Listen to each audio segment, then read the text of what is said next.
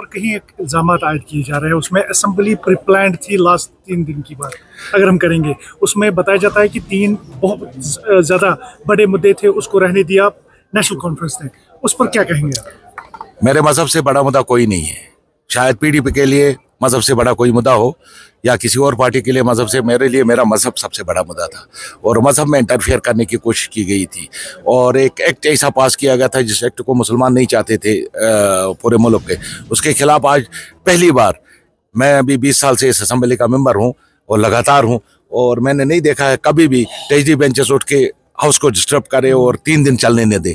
पहली बार हुआ है। इसके आपको ये पता लगेगा कि नेशनल कॉन्फ्रेंस के जो विधायक थे, जो एमएलएस थे, वो कितना इस मसले पे को अहमियत देते थे और इस मसले को डिस्कस करना चाहते थे और इस मसले के खिलाफ थे। तो ये कहना कि फिक्सड मैच था, वो अल्लाह जानता है। हमारे दिलों का राज क़यामत के दिन खुल जाएगा। ये दुनिया छोड़ के जाना है। देखिए, स्पीकर ने एक रूलिंग दे दी थी ऑलरेडी।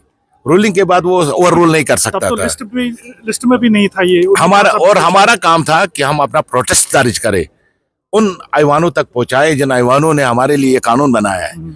और ये मुसलमान का नहीं है, बल्कि 231-35 मेंबरों ने, जो कि तकरीबन 90% हिंदू थे, उन्होंने उसको इस एक्ट की मुखालफत की। उन्होंने कहा कि भाई आप एक मजहब के उसमें मुदाखलत कर रहे हैं, आपको नहीं, गवर्नमेंट को नहीं करना चाहिए। तो हमने जितना रोल निभाना था निभाया, हमने जहां बात पहुंचानी थी पहुंचाई, और हम तब तक इस एक्ट के खिलाफ बोलते रहेंगे जब तक न इस एक्ट के अमेंडमेंट्स को वापस लिया जाए। साहब, आपको नहीं लगता कि पीडीपी अगर नहीं होती तो ये जम्मू कश्मीर को सूरत हाल देखने को नहीं मिलती? सही बात है, वही तो चला रहे नहीं। यही तो बदकिस्मती है ना, जिन्होंने यहाँ बीजेपी को एंट्री दे दी, जिन्होंने आरएसएस को यहाँ लाया, जिन्होंने यहाँ तहस नहस किया, जिन्होंने 35A खत्म कराया, जिन्होंने 370A खत्म कराया, वो आज लोगों के हमदर्द बने हुए। लेकिन लोग जानते हैं, देखिए अब मीडिया का ज़माना है, वो ज़माना था एक मीडिया नहीं था यहाँ, 1-2 चैनलें चलती थी, उसमें आप जो बोलते थे लोग मान जाते थे।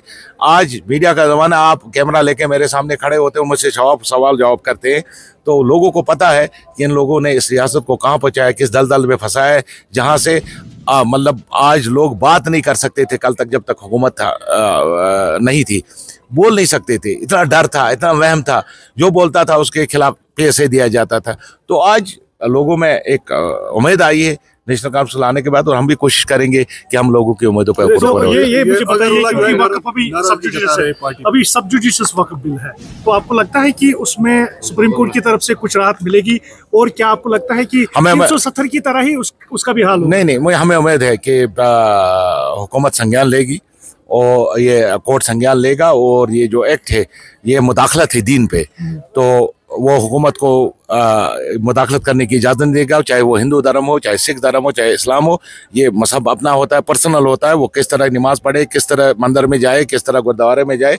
तो मुझे उम्मीद है कि हमारे हक में फैसला आ जाएगा। अगर सब नाराजगी जता रहे हैं पार्टी पे, बता रहे कि कोई काम नहीं हो रहा है, जिन बेसिस पे नेशनल कॉन्फ्रेंस ने वोट किया, किन बेसिस पे ले लिया? अगर उल्लाह साहब की तकरीरें निकाल के देखो, या उमर अब्दुल्ला साहब की तकरीरें, फारूक साहब की तकरीरें, या मेरी या किसी और लीडर की नेशनल कॉन्फ्रेंस से, उन्होंने हमेशा बोला कि हम आपके लिए लड़ते रहेंगे, हम बोलते रहेंगे। लड़ना क्या है? क्या बंदूक उठानी है और विरोध करना है? नहीं, हम डेमोक्रेटिकली उनके साथ फाइट करेंगे। हम डेमोक्रेटिकली लोगों को, दुनिया को, पूरे हिंदुस्तान के मुल्क के लोगों को समझाएंगे कि हमारे साथ क्या नाइंसाफी हुई है। अब रूहाल्ला साहब ने अगर किसी जगह कहा होगा कि मुझे पार्लियामेंट मेंबर बनाओ और मैं 370 वापस लाऊंगा, मुझे वो तो तकरीर मैंने तो सुनी नहीं है।